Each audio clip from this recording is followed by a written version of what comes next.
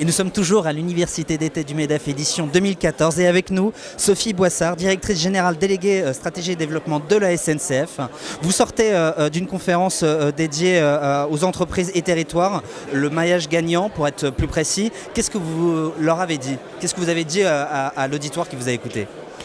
Alors, je suis partie de ce que représente la SNCF, qui est une entreprise territoriale par excellence. Oui. On emploie en France 220 000 personnes, le groupe tout confondu. Nous transportons chaque jour 10 millions de personnes, sans parler évidemment des tonnes de marchandises que nous transportons. Donc on produit le plus important pour les territoires, qui est de la mobilité, à l'intérieur et de territoire à territoire. Par ailleurs, on aménage et on loge. On a un parc immobilier, nous gérons un parc immobilier de plus de 100 000 logements et chaque année on construit entre 5 et 10 000 logements supplémentaires. Donc on est un acteur du logement et de l'aménagement urbain. Et puis enfin, on est un des principaux employeurs du pays, 220 000 personnes, ça veut dire 5 à 6 000 recrutements en moyenne, 7% de la masse salariale consacrée à la formation.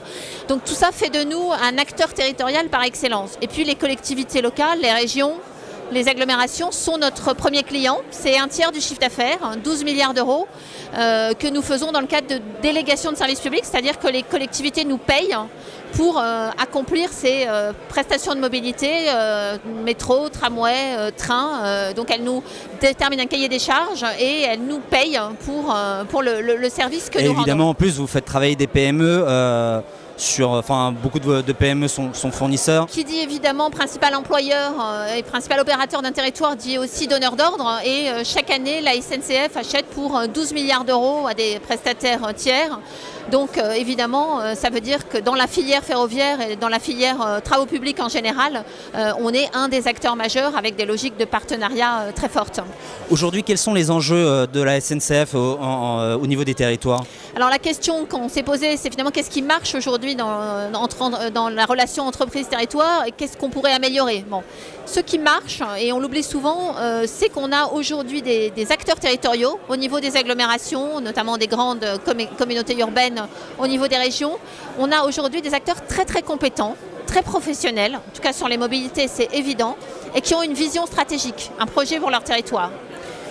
Il suffit de prendre l'exemple de villes comme Lyon, comme Lille, comme Rennes, qui ont vraiment su se doter d'un projet stratégique à l'échelle du territoire et se donner les moyens très méthodiquement, très professionnellement de le mettre en œuvre. C'est vrai sur les mobilités, mais c'est vrai sur les services urbains en général et sur l'innovation. Et ça c'est un atout formidable. Il suffit de sortir de France pour aller s'apercevoir qu'on a souvent, au contraire, des acteurs métropolitains, des villes qui sont au balbutiement de cette expertise territoriale qu'ont nos collectivités.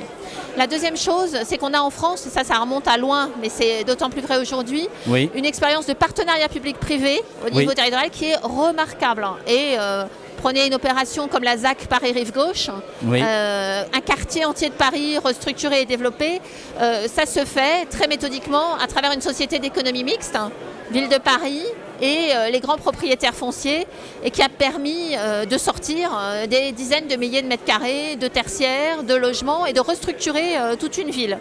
Et ça, des exemples comme ça, il y en a plusieurs dizaines à l'échelle du territoire français. Donc ça, c'est des atouts incomparables. Et ce partenariat-là, il se fait sentir en France, mais on l'utilise aussi à l'export. Un exemple, on a gagné il y a 3 ans le marché d'exploitation d'un nouveau métro en Inde, le premier métro privé à Hyderabad, ville de 7 millions d'habitants. Et pourquoi est-ce qu'Hyderabad a choisi Keolis, filiale des SNCF, pour le faire? Parce que la ville de Lyon est venue à Hyderabad, a dit « Regardez comment ça marche chez nous, regardez comment Keolis est un bon exploitant, vous devriez les prendre ». Et ça a fait une vraie carte de visite. C'est ça qui a fait que les Indiens se sont dit bon, on doit pouvoir faire confiance parce que justement les autorités locales de la ville de Lyon sont là pour attester de la qualité du service. Ça, c'est super, c'est vraiment des partenariats incomparables.